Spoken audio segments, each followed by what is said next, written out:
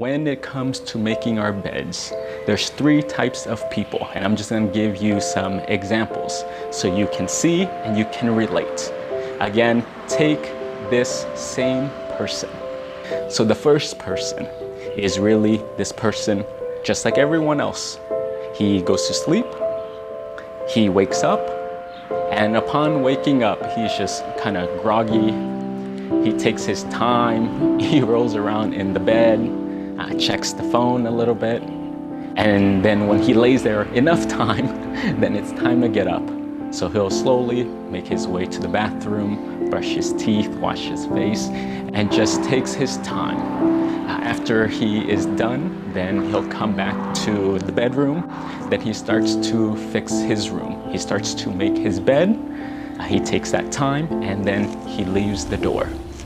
Scenario number one. Scenario number two.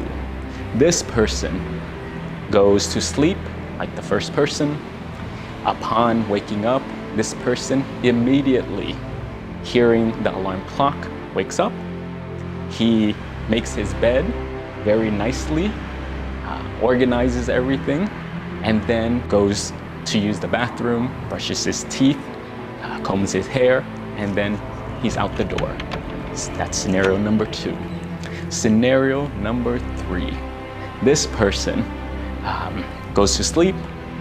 Upon waking up, then he just takes his time. When it's time to get up, then he, like everyone else, goes to use the bathroom, brushes his teeth, and then unlike all the other scenarios, he then does not come back to the bedroom and he just leaves. He's out the door and you never see him again. It has an effect because again, we do this over and over and 30% of our life is spent in the bedroom. So it will have an effect on our habits. Second person, this person who immediately upon waking up, right at the snooze button, not a second time, but snooze button, they wake up, they have this habit of just immediately making their bed, then going to use the bathroom, and then they're out the door and they do not come back to sleep in the bed until that evening. This person then develops the habit of knowing how to solve problems easily and clearly. They can see the issue and they take it one step at a time. They solve one problem, they fix it, compartmentalize, and then they go to the next. And it's clean. So it's not just messy, wishy-washy, let me take my time, let me procrastinate, but already it trains the mind. And the mind says, oh, no, let me finish this task. Task one, okay, let me do my best. And I'm gonna complete this assignment. Then go on to task two. Okay, once task two is done, I'll go on to task three because the mind is already structured and trained that way. Third scenario, this person, again, upon waking up, then they take their time, they go use the restroom, like I said, and then out the door. Unlike anyone else, they don't even make their bed, nor do they have to. And what does this person cultivate? What habits? What characteristics? And really what it reveals is that this person develops the habit of being careless. And we're not even aware of it.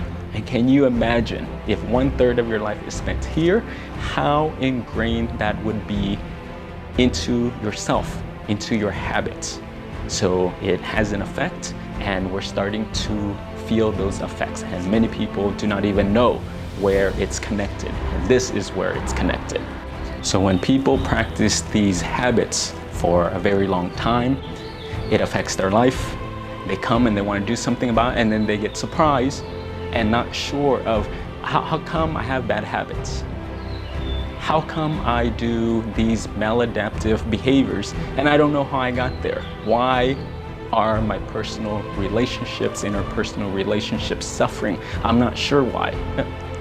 Yeah, it's because of this.